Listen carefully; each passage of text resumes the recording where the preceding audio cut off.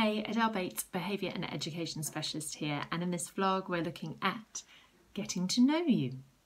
Please, if you know that musical reference, pop it in the comments below. This is an area that I have written and blogged about in the past, and it's a really good time as we're coming up to September and meeting our new wonderful little cherubs to just revisit some of these things and to ensure that we make the space and time to get to know our students, because it will save us a lot of work in the long run. First impressions count, and the story that I often share is this one. I was in an English class teaching my Year 11 GCSE students, and a pupil put her hand up and said to me, "Miss, what does patronising mean?" To which I replied, well, it's kind of when you talk to someone as if they're younger than you or more inferior than you. To which she replied, "Oh, you mean like the way you spoke to us in the first ever lesson we had together?" So clearly I need to work on my first impressions, and I know that when I'm nervous, and I am nervous when I'm about to meet my class of over 30 teenagers I'm about to teach for the next 2 years, my inner TV children's presenter clearly comes out. But hopefully that kind of slid through, and the fact that she could say that to me by the end hopefully shows that we did build up a very, very positive working relationship. So I want to give some tips in here about how I build up relationships, especially with students with emotional behavioural difficulties. And I'm going to use an example of a setting like that, but keep referring to mainstream settings as well, so that it's appropriate for those of you who are in those places. So about a year ago, I started working in a specialist school with students with social, emotional, mental health issues. And many of those students have been excluded from a mainstream school, if not more than one. So their relationship to education and meeting teachers is not very positive, to say the least. The first thing I do is find out who the key adult or positive adult is in their space.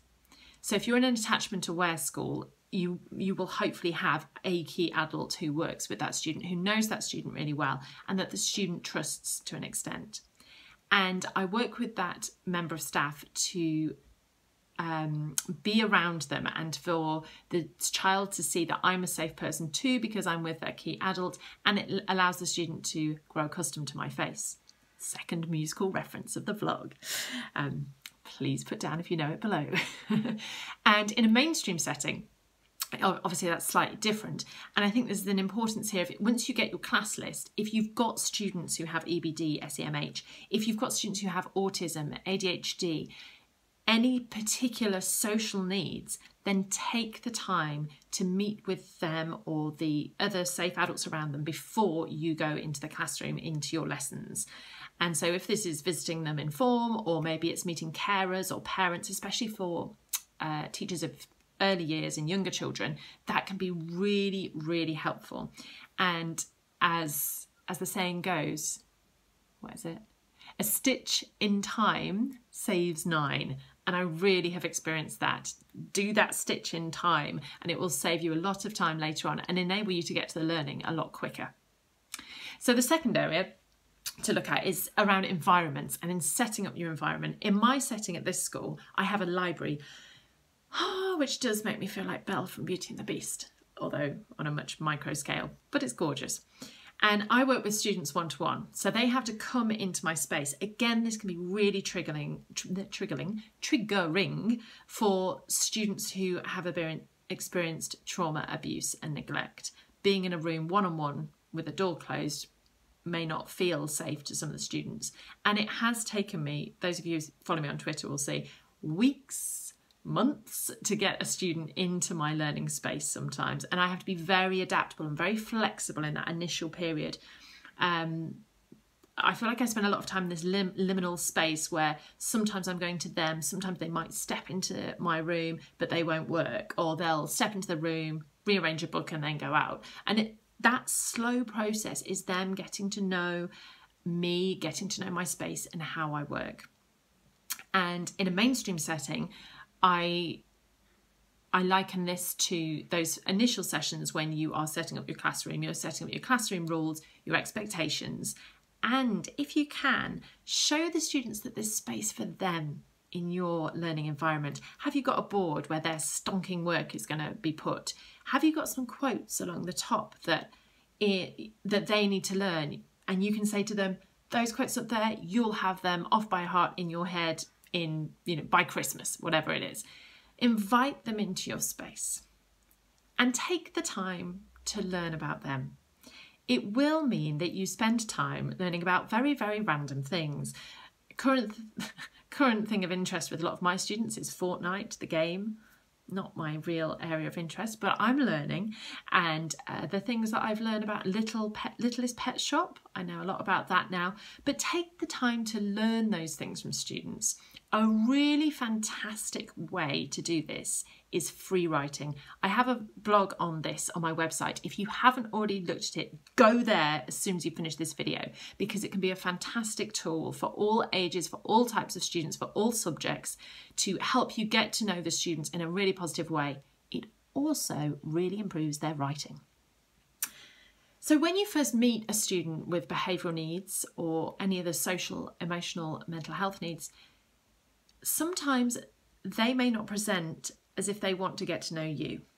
And for some of them, I really feel we can't blame them. For some students, they have social workers in and out, parents, carers, foster carers, children's home, psychologists. They have all sorts of professionals coming in and checking in with them on a very kind of surface level. And actually, they can't be bothered to meet another person. And why should they? And are you still going to be there? Or are you going to be like that other teacher, that supply teacher who had to leave? Unfortunately, especially in specialist schools, that is the reality of a lot of that part of the education system. Systemically, there's a lot to be done about that. But you personally, as a senior leader or as a teacher yourself, there are things that you can do to help that. When you get that negativity, or maybe even worse, and I do find this worse sometimes, the blank. You spend weeks, hi, how are you? Let's learn about this. What did you do at the weekend? Da, da, da, da. Blank, blank, blank. Know that it's not personal. Know that they are checking. Are you a trusted adult? Are you in that category for them? Or are you in the ones that unfortunately have proved to be untrustworthy? Stick with it. Absolutely stick with it.